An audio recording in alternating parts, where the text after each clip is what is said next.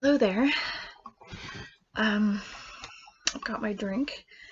It's about 2 weeks since we've been in quarantine, shelter in place, and um, I just wanted to share a little bit more about myself and my story and why I am so adamant for the rights of mental illness and to erase stigma. Um, so I am a presenter, an inner own voice presenter with NAMI, which is uh, stands for National Alliance on Mental Illness, and currently I'm a speaker with NAMI Southern Oregon, which is located in Medford. In the past, which you'll hear about in a minute, I was a presenter with NAMI Sonoma County, which is located in Santa Rosa, California. So I'm going to go through my story, my journey of mental health, health recovery, as if I was doing an inner own voice presentation, just because I need practice, because I'm going to be doing it again someday. So bear with me as I kind of get myself situated. Now, in the actual thing, a lot of times we have a video that we show where the where we talk a little bit and then we show a video that was made by NAMI.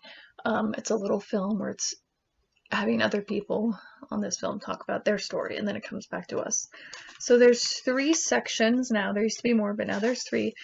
That's what happened, what helps, and what's next. And so I'll be going through those, and that's kind of what the video does as well if we were watching it. There's usually 2 presenters. Presenter 1 discusses, what NAMI is, and as I said, it stands for National Alliance on Mental Illness. It's the world's largest grassroots mental health organization, which provides advocacy, education, support, and public awareness for those affected with mental illness. And I believe it was started in the 70s by family members. Now it's nationwide, worldwide, I believe. So basically, the purpose of the Inner Own Voice presentations is to provide support, offer insights of what it means to live with mental illness, and to provide support to those that need it.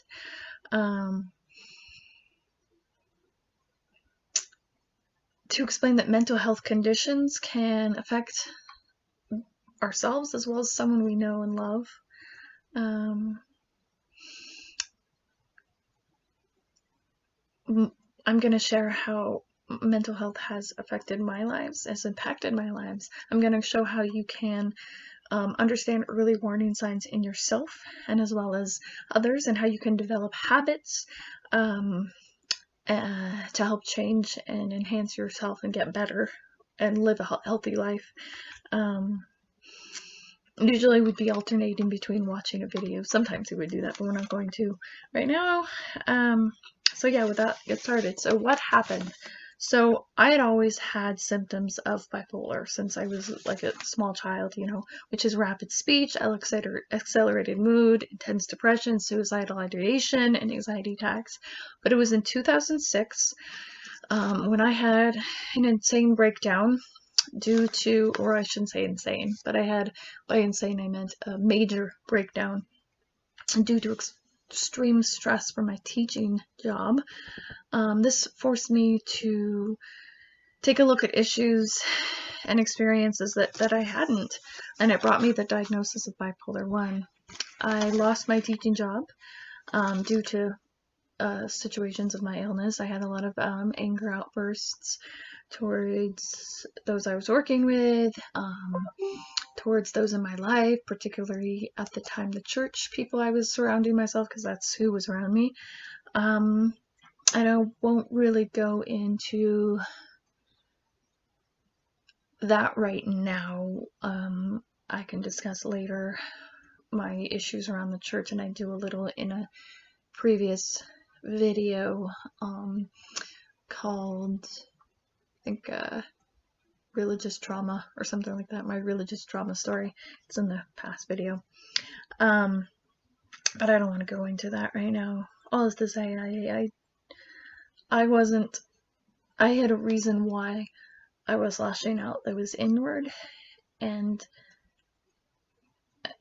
I don't hold any grudges or anything against people in the church. Never have. And I forgive. Anyways, it was a rocky start.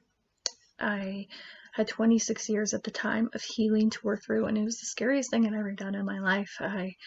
I had to look at myself, and I had never done that. I just always, moved forward and never turned around, never looked back. And as Tori Spelling said in PH 90210, maybe going back is just what we need to move forward. So I fell back a lot. Like I said, I struggled with intense anger at the world, and I isolated myself from my friends and my family. And it was in 2008 when I was visiting Ashland, Oregon at the time. I took a step forward in the most likely of experiences to focus on getting healthy when I found a magnet in a store that read, "What would you attempt to do if you knew you could not fail?" And I kind of quipped to myself, "Well, I'd get better." And I didn't even really know what that meant, but I bought it. And I think that was just the first little tiny baby step. It was me admitting to myself that I could get better, I could find myself, and I could find wholeness. I think some of the hardest parts of my recovery in those early years were finding people who would accept me without forcing me to hide myself or my illness. I come from family and friends, a society that had a lot of skeletons in their closet, and my illness was that. So getting healthy and being open about my illness was not something that those around me wanted to deal with. Also, in addition to that, being part of a very fundamentalist church, which I left shortly after, they believed that depression and other mental illnesses were attacks from the devil, and that psychology was not something a good Christian would want to get into. So I had to leave the church and those around me, separate myself from them, in order to find people who would support me in my recovery and accept me for who I am. So what helps? Well, what helps is maintaining a schedule and pacing myself to stay calm and stable, taking my medications without fail, getting enough sleep, exercises, and eating healthy. In 2011, I found out that I had celiac disease, which helped due to the gluten and the wheat. It enhanced a lot of the mood swings, and so without it, it reduced the diagnosis from type 1 to type 2. I have a lot of problems with anxiety and depression, but it usually is coming about if I haven't had enough time for self-care, eating healthy and appropriately, if I haven't been eating healthy and appropriately, if I haven't been sleeping at least 8 hours a night, if I haven't been decompressing or having time to exercise. When that happens, I allow myself now, forgive myself and allow myself to have that meltdown, to have that kind of time by myself.